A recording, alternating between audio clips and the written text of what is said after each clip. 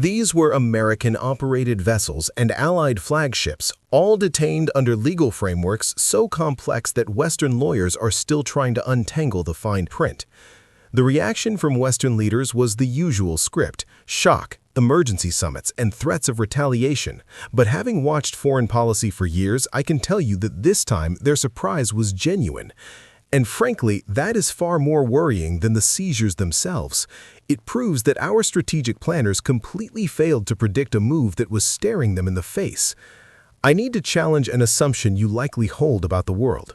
You probably think international maritime law is a shield that protects merchant ships. While those treaties exist on paper, rules only matter if there's a neutral power willing to enforce them. When the enforcement itself is turned into a weapon, those rules dissolve into something else entirely. To understand this, we have to go back to late 2022. Following the invasion of Ukraine, the West ruled out what they called the most aggressive sanctions package in history. We cut off banking access, froze assets, and implemented the oil price cap. The goal was to keep Russian oil on the market, but cap the revenue to drain Moscow's war funds. To Washington, this looked like a smart, calibrated precision strike, but to Moscow, it looked like the West unilaterally declaring it ran the global energy trade. We told them, you can sell your resources, but only at the price your enemies decide, and we enforced this by leveraging our dominance over shipping, insurance, and financial logistics. The ultimatum was simple: play by our rules, or your ships don't move. For nearly 2 years, Russia took the hit while quietly building a backdoor.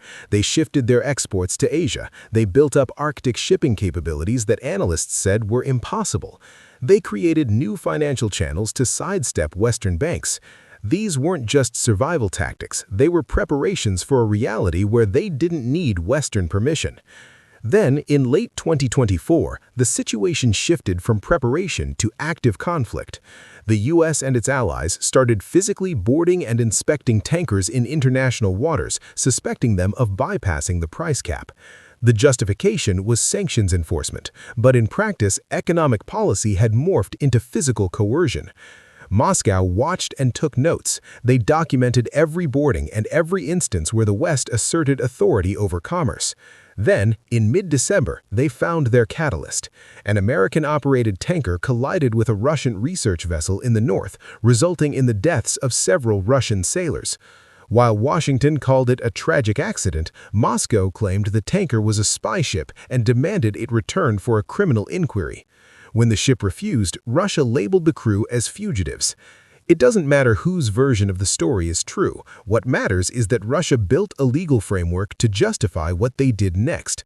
By treating the incident as a crime scene rather than a military event, they created a pretext for policing actions that look like law enforcement rather than acts of war.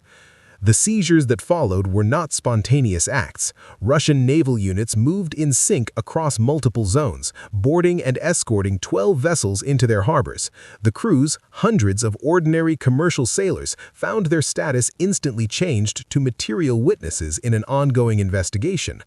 They aren't technically hostages, but functionally they have become leverage in a geopolitical standoff they have no stake in. What Russia is doing here is challenging the bedrock assumption of modern trade, that commercial shipping operates in a neutral bubble insulated from great power conflict. They have shattered this norm by deliberately using the exact playbook the West handed them.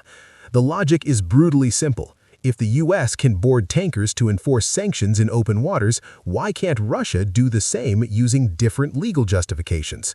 If Western systems can be weaponized to enforce prices, why can't Russia weaponize its regional military strength to enforce security?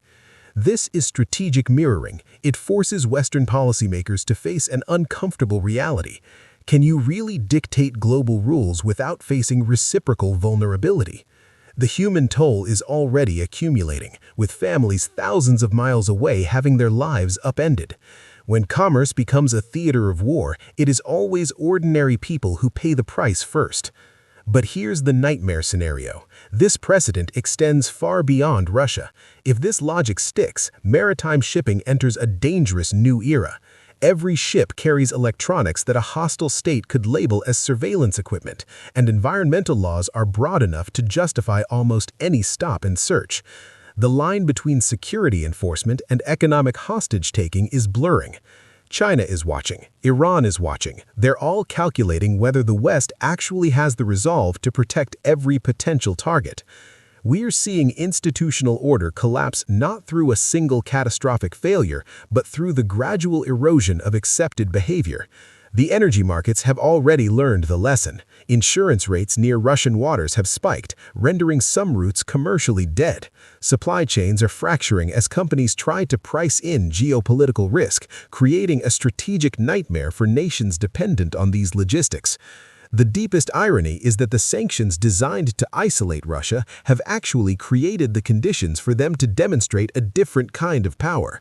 It is not the power to compete financially, but the power to impose chaos and force adversaries to operate in permanent uncertainty. This is desperation dressed up as strategy, but that makes it even more dangerous. Russia knows it cannot win by Western rules, so it is attempting to change them entirely. What should disturb us most is our own failure to see this coming. We assumed we could inflict economic pain without facing physical retaliation. That was wishful thinking, not strategy.